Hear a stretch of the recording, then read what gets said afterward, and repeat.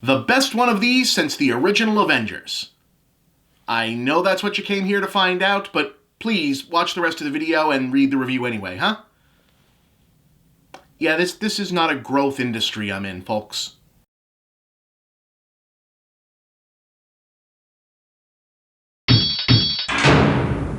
As ever, I find myself weirdly hoping that one of the Marvel movies will one day finally turn out to be outright bad so we can have some semblance of where the ceiling is for this era in blockbuster filmmaking. It's just begun to seem almost like something is out of balance in the universe that a Disney subsidiary methodically transforming children's funny books, mostly cranked out against hard deadlines, sometimes literally overnight by Stan Lee and Jack Kirby in the early 60s, into multi-million-dollar four-quadrant tentpoles has effectively established the current gold standard of their own medium, to the point that even the ones that aren't all that good are still pretty much okay. And even then, they're generally still going to do $1 billion or close to that at the global box office no matter what. Their one outright apparent failure was Inhumans, and it seems to have had zero tangible impact on anything, so where does this end?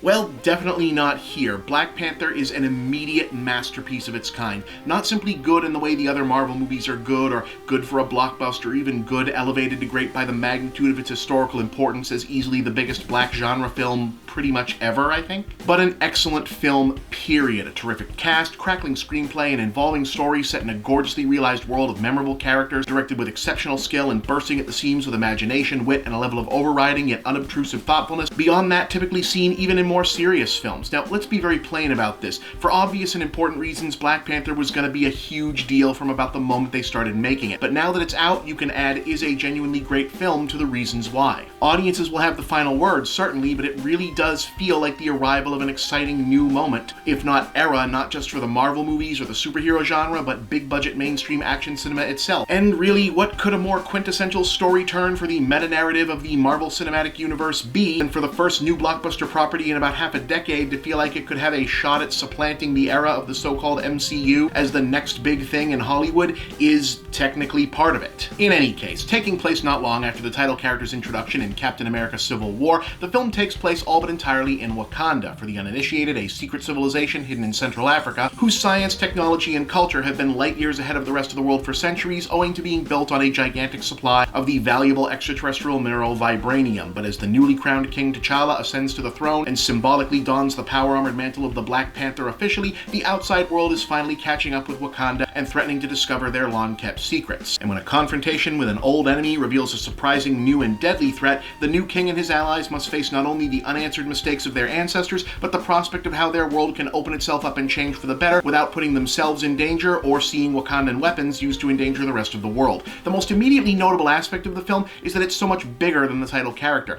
Imagine if Guardians of the Galaxy had just been called Star-Lord, or if the first Star Wars had been Skywalker, for an idea of just how much there is to Black Panther than the Black Panther himself. Chadwick Boseman delivers an impressive turn as T'Challa, yes, but this movie is really about Wakanda, story-wise and thematically, i.e. the idea of what a hyper-advanced, uncolonized Black African civilization could be and what such civilization's presence would mean in the world, where the king wearing a space-age jungle cat armor to go on superhero missions is just one part of an intricately woven narrative that involves the royal family, T'Challa's friends, his rivals, the various tribes that comprise Wakandan society, the geopolitical ambitions of its government, and its place in the wider world. It's a big, sprawling, lived-in world with real characters, organic texture, and feels like you could just set a dozen spin-offs and side series within it, wholly apart from the rest of the Marvel Universe even, if you so wanted. At times, it almost feels like director Ryan Coogler, having been tasked with merely offering a black counterpart to the Iron Man or Captain America franchise, instead decided, you know, well, I'm here and I've got Disney's money to spend, why don't I just also make Black Star Wars, Black James Bond, and Black Lord of the Rings while I'm at it? And without hyperbole, Star Wars really is the reference point I kept coming back to, especially in the way the world is so exciting and new yet three-dimensional and authentic feeling that minor characters and throwaway references make you want to know everything else about them and everything in between. We may have to build a second internet just to house the ensuing wave of fan fiction alone. Everyone will have favorite characters they'll want more of. Lupita Nyong'o as a socially conscious spy, Danny Guerra as a general of the Royal Guard, Letitia Wright with a star-making turn as something like a young female answer to Tony Stark, Daniel Kaluuya from Get Out in a very different sort of role, relative newcomer Winston Duke making a really strong impression as essentially the leader of the big strong guy tribe, and Andy Serkis being an absolute riot as Klaue.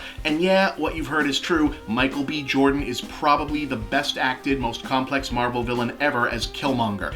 This is how you know this movie is good, is they get away with the bad guy being named Killmonger. I don't want to say too much about what his story is or what he's all about, but I'll say it takes a supreme level of confidence for any team of filmmakers to say, hey, you know all the most uncomfortable stuff about our own premise? Let's make that the entire main theme of the movie. What little immediate criticism I can come away with, honestly, is incidental. There's some dodgy CGI in the third act and a handful of less than perfect green screen composite shots, and that'd be about it. And even then, the composition and design of the shots they're pulling off are so arresting and the action is so well staged and compelling that it's really hard to care. And as with most good action movies of the last decade or so, I wish it was about a half hour longer so it had room to let things breathe more, but it's so good I want more of it is not really a negative trait in my estimation. Now look, this is the sort of movie where you almost go looking for something out of place because you know it's going to be easy to get caught up in the cultural event part, but this damn thing is the real deal. Black Panther is a genuine masterpiece of popcorn filmmaking that raises the bar really high for the 2018 blockbuster scene and is a near-perfect version of,